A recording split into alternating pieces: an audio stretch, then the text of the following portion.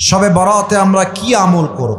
শবে বরাতের রাতে আমরা নামাজটা আদায় করব কেমনে, কোন নিয়মে আদায় করব? আল্লাহর হাবিব বলেছেন শবে বরাতে আল্লাহ তাআলা তার সমস্ত বান্দাকে সাধারণভাবে ক্ষমা ঘোষণা করে দেন।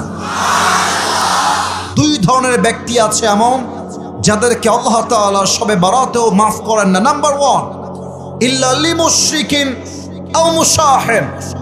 এক হচ্ছে সেই বান্দা যে আল্লাহর সঙ্গে শিরিক করে। 2 নাম্বার হলো সেই বান্দা যে বান্দা তার আত্মার ভেতরে অপর ভাইয়ের জন্য বিদ্বেষ পোষণ করে। অতএব আমাদের অন্তরে শিরিক থাকবে না, বিদ্বেষ থাকবে না। শবে বরাতে আমাদের সবাইকে ক্ষমা করবে একজন। আওয়াজ দিয়ে বলেন সবাই, তিনি কে? নাও দ্য মেইন ম্যাটার, মূল কথা, আমরা এই রাতে আমল করব আসলে কি কি? আমার কাছে আমল বলার জন্য there are a lot of deeds, অনেকগুলো আছে, বাট আমি আপনাকে জাস্ট 4টা বলবো। কম শোনেন, মাথায় রাখেন, কাজে দিবেন। কথা ঠিক আছে কিনা বলেন সবাই? 1 নাম্বার আমল, শবে বরাতে আপনারা সবচেয়ে বেশি আমল করবেন। 1 নাম্বার, সবাই পড়বেন জবান খুলে, বলেন সবাই আস্তাগফিরুল্লাহ। না, এটা কুষ্টিয়ার সাউন্ড না, হয় নাই। আমি কুষ্টিয়ার মানুষকে চিনি তো। কুষ্টিয়ার মানুষ যখন কথা বলে ওরা বিড়ালের বাচ্চার মতো না, সিংহের মতো গর্জন দিয়ে তারা কথা বলে। পড়েন সবাই জবান খুলে আস্তাগফিরুল্লাহ। যদি আপনি বেশি বেশি ইস্তেগফার পাঠ করেন, what will be your benefit? আপনার লাভ কি হবে?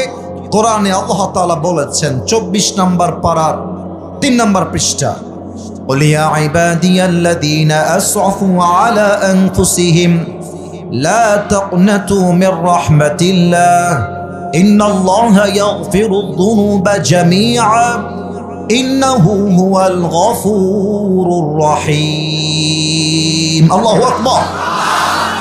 Allah Ta'ala বলছেন, oh my worshipper, if you have committed huge sins in your life, হে আমার বান্দারা, তোমরা যদি তোমাদের জীবনে অনেক অন্যায় করে থাকো, অনেক পাপ করে থাকো, অনেক জুলুম করে থাকো, লা তাকনাতু Mir রাহমাতিল্লাহ, never lose hope from the mercy of your Lord. তোমরা তবে তোমাদের রবের রহমত থেকে নিরাশ হয়ে যেও না। Put your hand to your Lord. তোমার রবের দিকে তোমাদের হাত তোলো, ক্ষমা চাও। ইন্নাল্লাহা ইয়াগফিরু যুনুবা জামিআ। তুমি ক্ষমা চাওয়ার সাথে সাথেই আল্লাহ সুবহানাহু ওয়া তাআলা will forgive all the sins of your life. বান্দা ক্ষমা চাইতে দেরি হয়, আল্লাহর ক্ষমা করতে দেরি হয় না। 1 নাম্বার, সবাই পড়বেন বেশি বেশি ইস্তেগফার।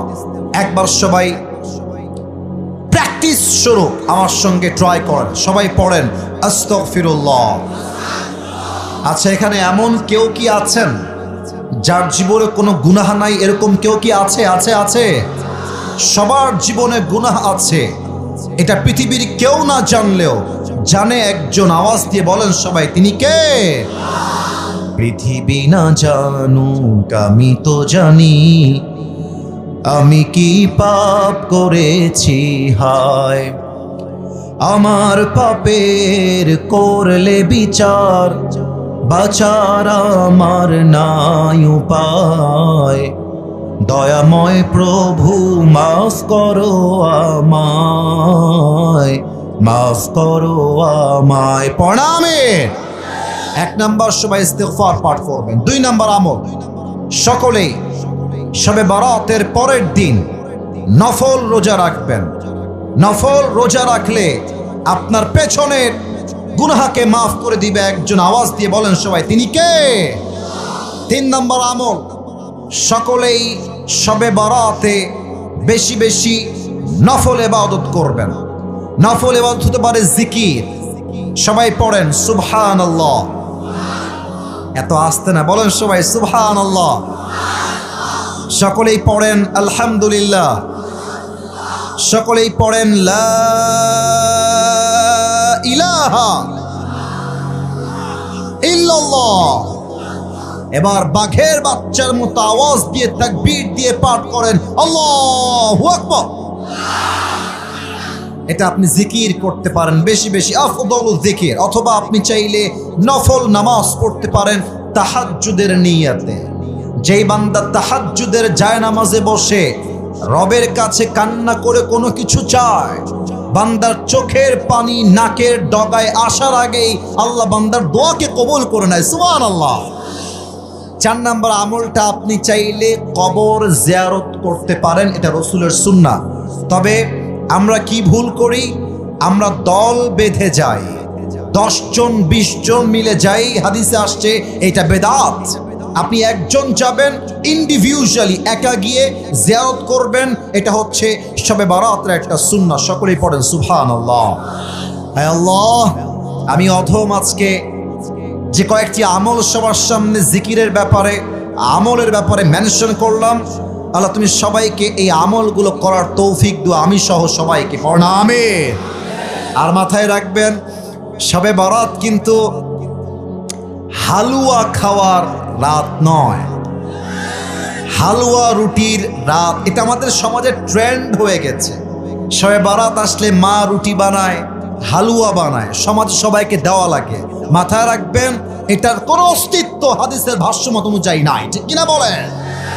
2 নাম্বার, শবে বারাত আসলেই মাজারে কবরে লাল শালু দেওয়া হয়, লাইটিং করা হয়, এটা স্পষ্ট বেদাত।